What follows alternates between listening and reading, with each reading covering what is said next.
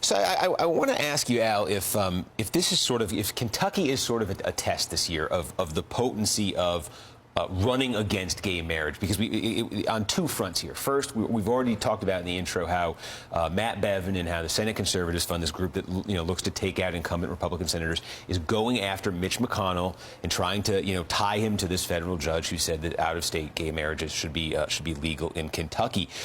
Do you think that they are going to get traction with that attack on Mitch McConnell? Is that going to work?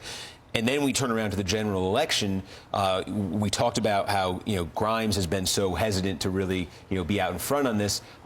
Do you suspect that's it's gonna be an issue that affects her, that hurts her at all this November, or are we going to be talking at the end of the year in Kentucky like, hey, the state may be against it, but the bite is out of it as an issue?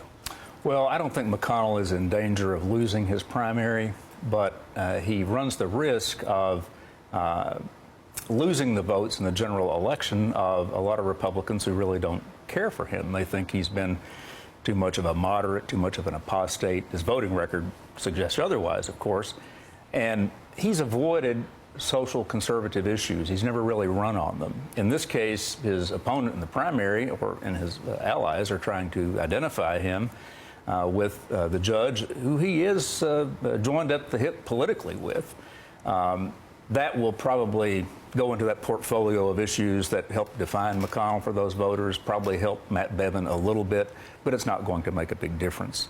In the fall, I don't see McConnell using social conservative issues unless he sees a clear advantage to it. He's a great believer in surveys. I mean, the poll of 55-35%. But he's always been uncomfortable running, I think, on socially conservative issues. Socially conservative, wrong emphasis there. So it'd be a real turn for him if he did that. I think he realizes that there are plenty of outside groups that can use that issue to his benefit. So we're talking about, when and how gay marriage comes to red state America. And right now what we're seeing is, certainly what we're seeing in Kentucky is court rulings, and then the question of will attorneys general be defending these? If they do defend them, can they even win their court cases? Is that, because there's always this debate over whether, if the state's electorate isn't ready, like if you look at 35% in Kentucky saying they're for it, do you think this is a good way to sort of introduce gay marriage to Kentucky when the polling is still as low as it is? Will that stir extra resentment? Will that make it tougher to win over people to accept gay marriage? Look, I don't think so. Things are moving so quickly in this country.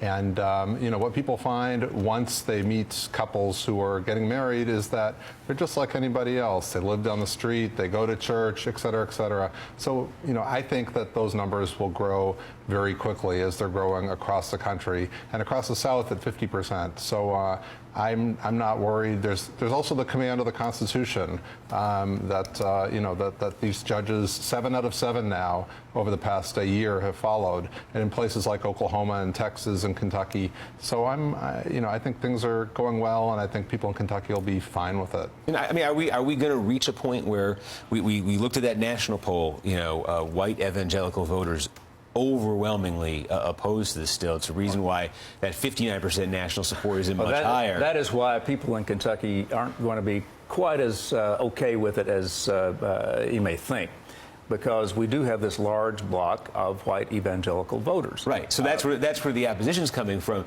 But can we? Is that going to drop? Those people are not going to abandon their core beliefs. Yeah. But what I would tell you is that even millennial evangelicals are right about 50-50 on the issue. Mm-hmm. So things are changing even with evangelicals. It's a generational thing. So I think that is true. Right. Give it 10 more years, and the evangelical thing will be about 50.